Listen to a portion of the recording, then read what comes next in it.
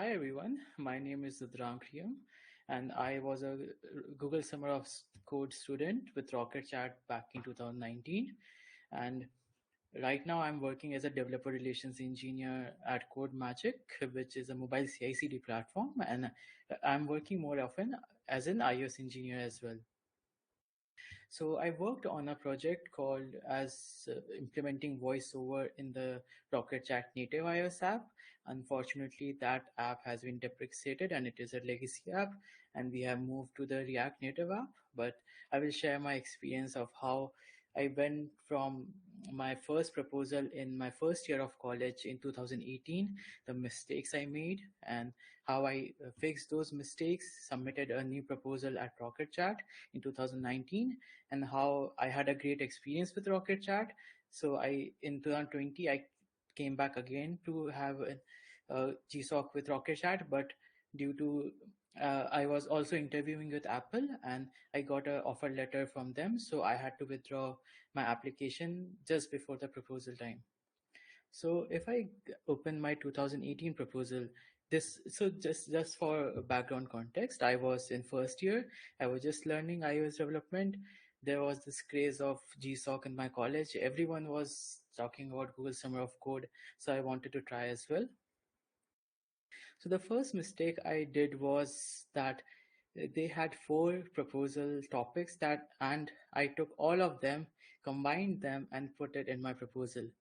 So even though I just wanted to, what do you say, impress my mentors. So I wrote about the current application that they had, why I wanted to choose that particular organization, how my implementation would look like.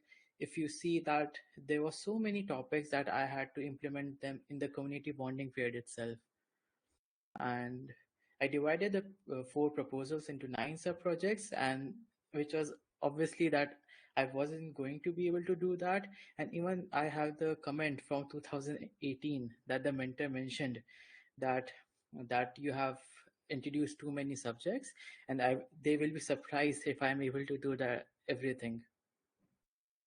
So I had everything, and I knew that I will be able to do them, but not in 3 months. Like if you give me these projects right now, I won't be able to do them in 3 months, even if I'm working full time on this.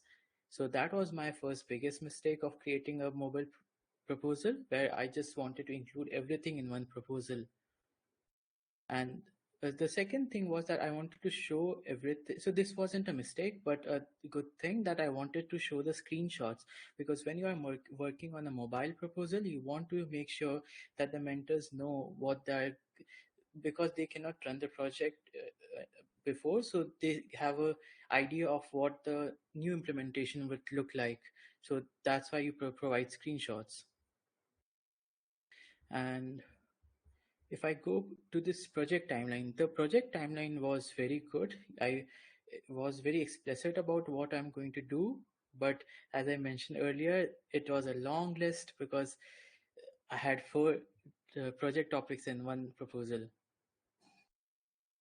And then in the end, I mentioned the contributions I made and my commitment to this. And I also mentioned what I'm going to do after Summer of Code. So based on this, in 2019, I wrote a new proposal which tried to fix each problem one by one. The first problem was that I combined all the topics in one proposal. So this time I chose only one topic and only one organization. After going through all the projects that were related to iOS development, I chose Rocket.Chat because Singly gave a really warm welcome. And my mentor at that time was Matthews, and he really gave me a good summary of what the idea is. So the project was on implementing voice-over accessibility to the Rocket.Chat app. So if you don't know about voiceover, it is a screen reader that helps blind or low vision people to use the app on their iPhone. So the Rocket.Chat app didn't have much functionality for this. So we wanted to make sure that a wider audience can use the Rocket.Chat iOS application. And for this, we had the project of implementing voiceover.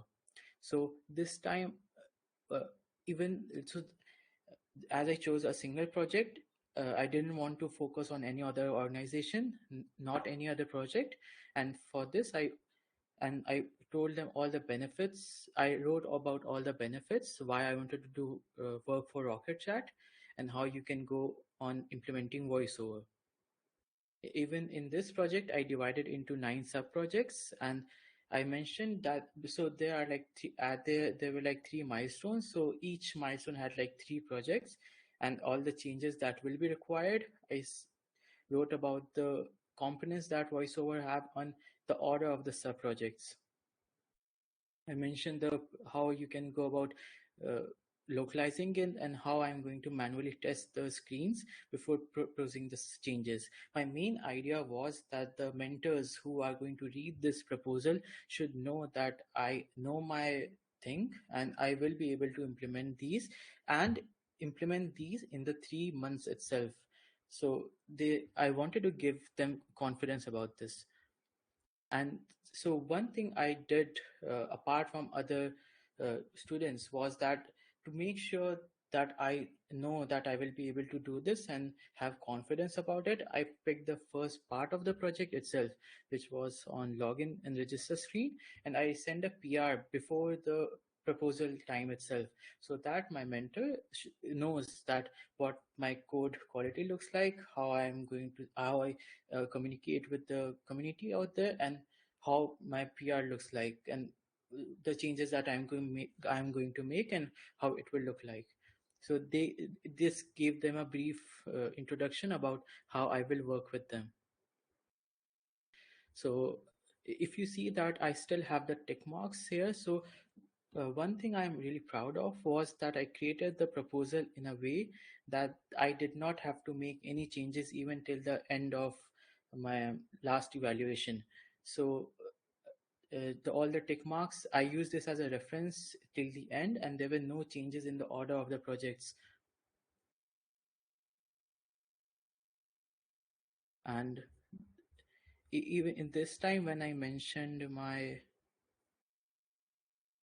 in this time when I mentioned my timeline, this I knew what I'm going to do, and I will be able to solve all the problems that I have mentioned. Like in week 1, I chose one project. In week 2, I chose another. And for the last week, I gave myself a buffer. Like if something happens, or I have some work left over due to any challenges that I may face, then I can pick the work in that time. And one thing was that I created a timeline in a way that there's a gradual increase in the difficulty. So for the first timeline, these projects were very easy. I could just do them in one day. But in the milestone 2, these projects took me like, okay, 3 and 4 days. But in the milestone 3, this project took me like 10 days. This one took me like 10 days as well. So this gave me a confidence that when I have experience from milestone 1 and milestone 2, I can nail the milestone 3 as well. So the gradual difficulty of ordering the projects really helped me, and gave confidence to my mentor as well. Okay, so if we can do the first projects easily, then we can gradually pick the next two as well. Then I mentioned about my contributions to Rocket Chat, my education and experience, and my commitments. And one thing was that I also applied to this Apple WWDC scholarship, and I wasn't able to attend the conference for a week. But fortunately, my mentor was also a speaker in one of the nearby buildings, and we met in person, and we also had beer in person. So that was some great thing. And after summer of code, my idea was to work on the some more features, but unfortunately, the project was deprecated. So after a great experience in 2019, I wanted to apply again in 2020, but as I mentioned, the project moved to React Native. So I wanted to now try with React Native as well. So this time I focused on 2 proposals. One was related to accessibility, and the other one was related to creating a watch app.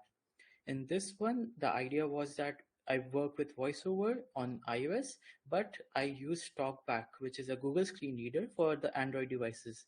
And as a language, it will be React Native, because even though I had no experience of React Native, I knew the concepts behind implementing VoiceOver and TalkBack in the project. So that gave me a confidence that okay, I can learn React Native components easily. I have some background with mobile development. I can pick them quickly. So when I was writing this proposal, I went through the Rocket.Chat React Native app, cloned it, ran it on my device, used it on Android as well. Then on doing after that, I created the screenshots for all the screens.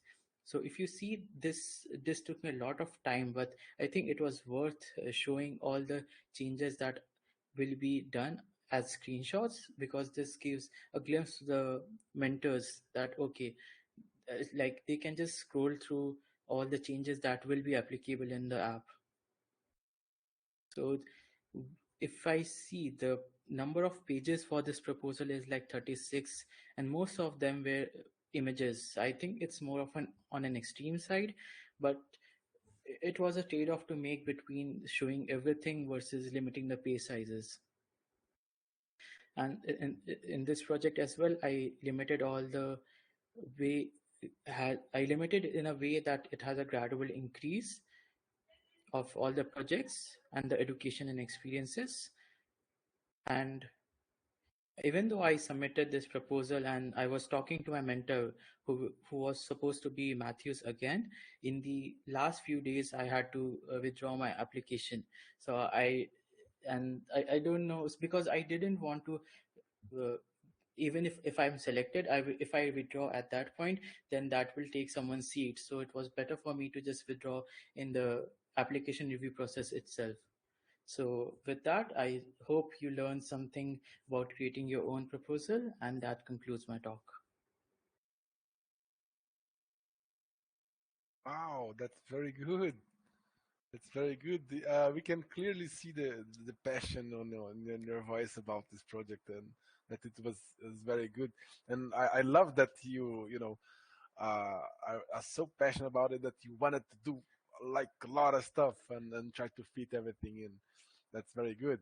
And those are I really like also that like you can be clear about the what you did wrong, and then you came back and then no, now let's do the right way. Was successful on that. This is very good. This is very good, really. Congratulations on that. Thank you, Divya. Yeah, very good. Do we have any questions, and or maybe Sing is already here too? Uh, I think we have. Yeah, but this is very good. Congratulations. And we just had the other day one of on our open call. We had a community user. He is about also to do some sounds so we're going to have new sounds and all that. And he was also visually impaired. And you can see that this it's the way we treat the minorities that will tell about a lot Mhm. about us, right? And this is very important because we need to be, as you said, we need to be accessible. We need to have a broader audience. We cannot limit access, and sometimes it's difficult to do that, right, on technical side. And sometimes are only a few tricks that you can do on the interface. Then it will help the users on Mhm. using screen readers and all that. And you can see that, and this is becoming a lot of a requirement for all the applications because we need to be accessible for everybody, right? And that's very important. That's very good. That's very good. And it's a great feeling when someone tells you that I'm able to use your app and I love it. So it feels really great. Yeah, yeah. And it's very, it's already very complicated for them to, if or visually impaired or totally a blind person is already a very difficult, right? So we need to make sure that we are able, as also talking about open source, like is about being inclusive and Mhm. receiving everybody. So, for example, when you say that, I'm very happy because I can see that, for example, when you said that you choose Rocket.Chat because of the warming welcome, and that's really true. And once I talked with Singly about that, he said, "No, that this is very nice that you do that." And he said, "No, that's not only me. When I first came here to the community, Mhm. I was received just like that. So I think that the good." this kind of warm and the feeling that you are in a community, a welcoming community. This is very good because it keeps going on and on, right? So right now, whenever I receive someone on our community, I try to make sure to feel comfortable. This is your place. This is where you can feel like yourself. You can be yourself here. Doesn't need to like this is very important because this is a value that we can carry on, right? Not only for this project, but in other companies and other like it's good to be good. Like Like when you attach with Rocket Chat, you only have good things to say about the community, and that was a great part. yeah, this is good, and also in Paris because indeed we do so and participating in other communities. Sometimes you go to ask someone, and they, that's almost like a Hmm. meme. Like, oh, go read the documentation. Like, go read. You didn't read the documentation, and that's not good because sometimes, and sometimes I saw on the support. I think some company used Rocket.Chat. It happened like a couple times. So a company does use Rocket.Chat, but the person that comes to open or the forums, they're not the administrators, right? So sometimes you need to okay, oh, he's totally wrong because he doesn't even have access to the admin. So that feeling, that empathy that you need to have Hmm. is very good because you need to take care about that, and if you are on a harsh community and not so welcoming, they will come and say, no, this is not good. I don't feel safe or I don't feel comfortable here. So this is very important too. So And congratulations. I just loved your proposals and your resilience on that too. That's very important. And I think that whoever is watching these, they will take a lot of value from that, and they will be able to improve and for sure have a successful proposal. thanks for having me. Yeah, yeah, yeah. No, it's we really appreciate that. Really, uh, that's awesome. Really, I can't uh thank you guys enough about that. Very thank you a lot.